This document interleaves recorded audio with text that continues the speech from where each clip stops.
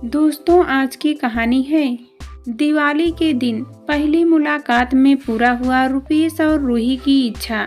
कहानी पसंद आए तो वीडियो को लाइक और सब्सक्राइब जरूर करना। मैं अपनी रूही से धनतेरस के दिन मिलने वाला था, लेकिन पता चला कि वह ऑस्ट्रेलिया से लौटी ही नहीं है। तो मेरी व्याकुलता बढ़ गई, क्योंकि मैं मन ही मन चाह रहा था कि इंतज़ार की घड़ियां जल्द ही ख़त्म हो जाए। कई रातों से मैं ठीक से सोया भी नहीं हूँ। नींद आती भी तो कैसे, कभी उसके बारे में तो कभी अपने बारे में सोच सोच कर मैं परेशान हुए जा रहा हूँ।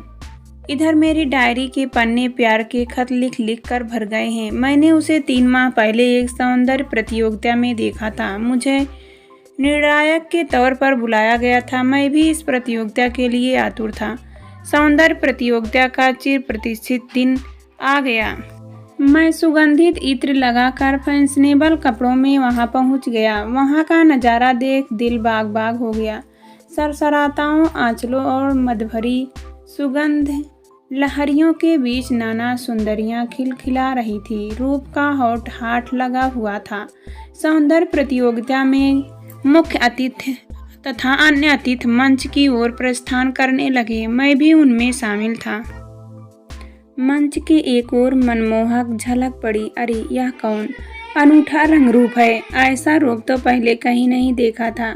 रूही के रूप वैभव पर तो सारा विश्व गर्व करता है। आज मैं ही नहीं, अपितु सारा विश्व इस लवणमयी की रूप राशि के समक्ष नतमस्तक होने को आतुर है। ऐसा सौंदर्य मुंबई महानगर में भी नहीं दिखता।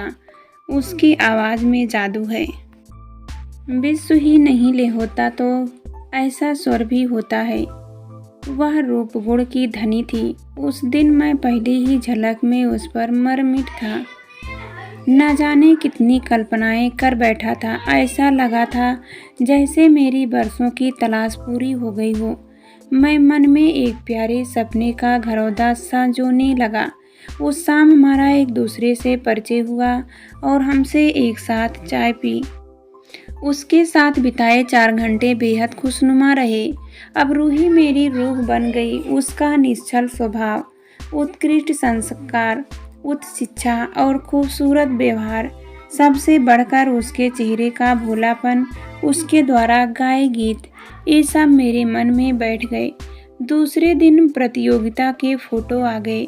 वह मेरी रंगरूप और गठीले बदन के साथ खड़ी फब रही थी। मन ही मन मैं सोचने लगा कि हमारी जोड़ी जच रही है, और मैं मन ही मन उसे अपनी अर्धांगिनी के रूप में देखने लगा था। उसे फ़ोन कर बधाई दी और शाम को क्लब में बुला लिया। हमारी लगातार मुलाकातें होती रही। उस दिन यह भी पता चला कि उसे 4 फिल्मी गीतों के लिए साइन किया गया है। यह सुन मुझे खुशी हुई। उसे गले लगाकर मैंने बधाई दी। उसके व्यवहार से लगा जैसे वह भी मुझे मन ही मन चाहने लगी है, या उसकी तलाश भी मंजिल की ओर है। मैं जब उसे बुलाता तो वह आ जाती, और जब वह बुलाती तो मैं भी सारे काम छोड़ उसके पास दौड़ा दौड़ा चला आता। उसके करीब होने का एहसास दिल को इतना खुश कर देता कि मैं खुद गीत लिखने लगा।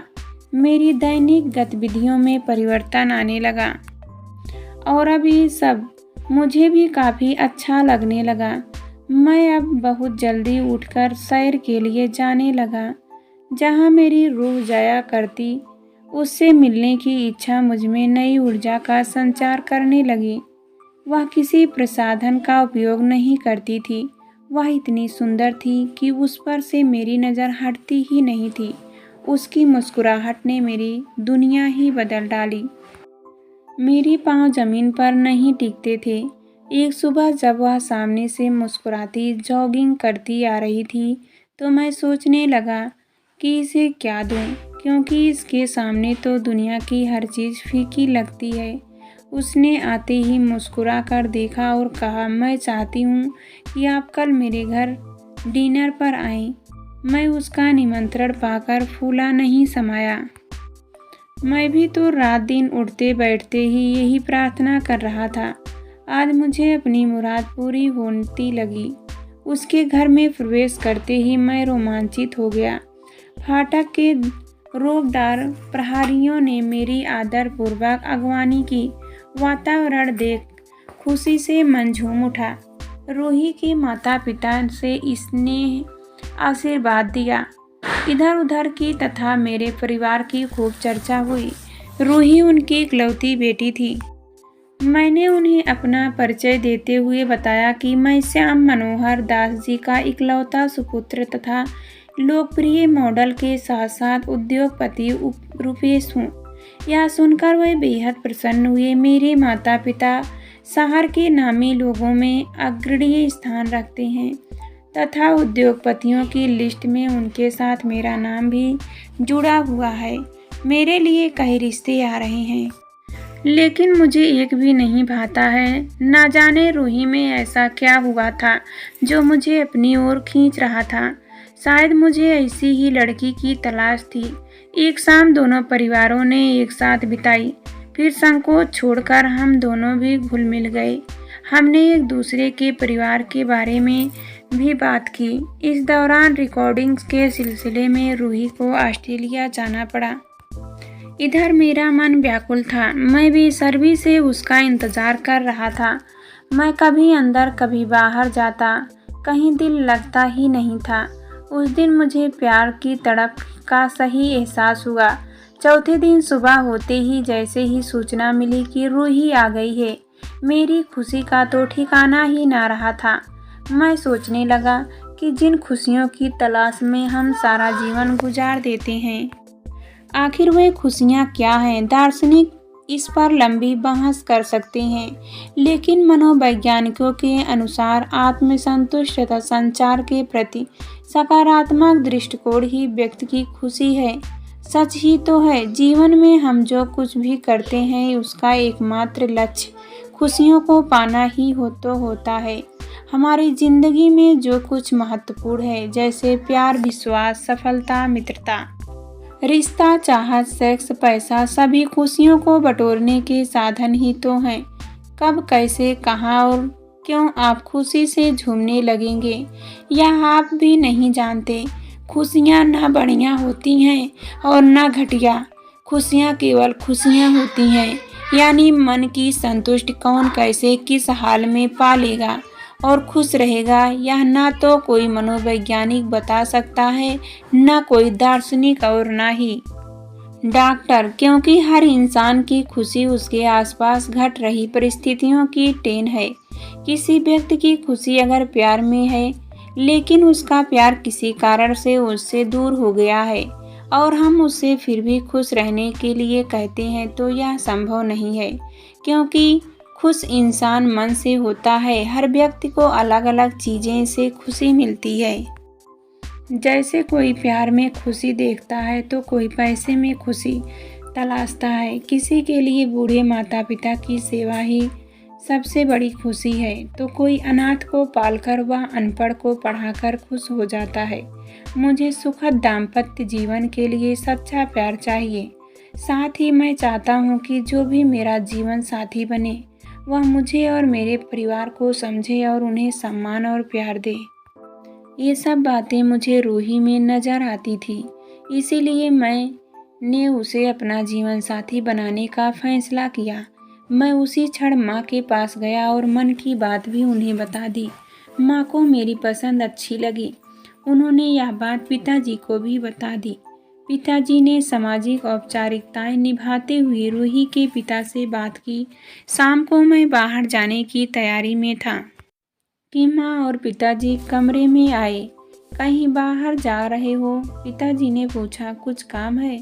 मैंने पूछा। पिताजी ने बताया, मैंने रूही के पिता से तुम्हारी विवाह की बात कर ली है। उन्होंने कल दोपहर हमें जिम खाना क्लब में लंच के लिए बुलाया है। हम वहां पहुंचे तो जिम खाना क्लब का वातावरण बड़ा शांत था। रूही और उसके माता पिता हमारी अगवानी के लिए खड़े थे। रूही के पिता ने रुपेश से पूछा, आप बेंगलुरु के हैं, हम मंगलौर के। दोनों में रहन सहन में अंतर है। क्या विवाह सफल होगा? रूही पर एक नज़र डालते हुए रुपेश ने कहा, मेरी दृष्टि में विवाह अपने आप सफल नहीं होते, उन्हें सफल बनाना पड़ता है। इसके लिए पति पत्नी दोनों को निरंतर प्रयास करना पड़ता है। रुपेश के माता पिता ने रूही से पूछा, रूही बेटे, तुम्हारा क्या विचार है? विवाह स्त्री पुरुष का गठबंधन है, जिनका लालन पालन अलग अलग परिवेश में होता है। जीवन को सुचारू रूप से चलाने के लिए दोनों पक्षों को समझौता करने होते हैं।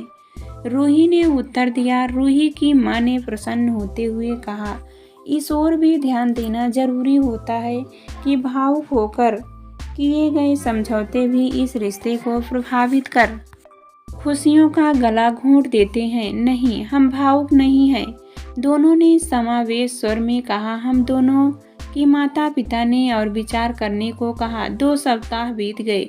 मेरा मन डूबता जा रहा था, क्योंकि रूही के माता पिता ने हामी नहीं भरी थी।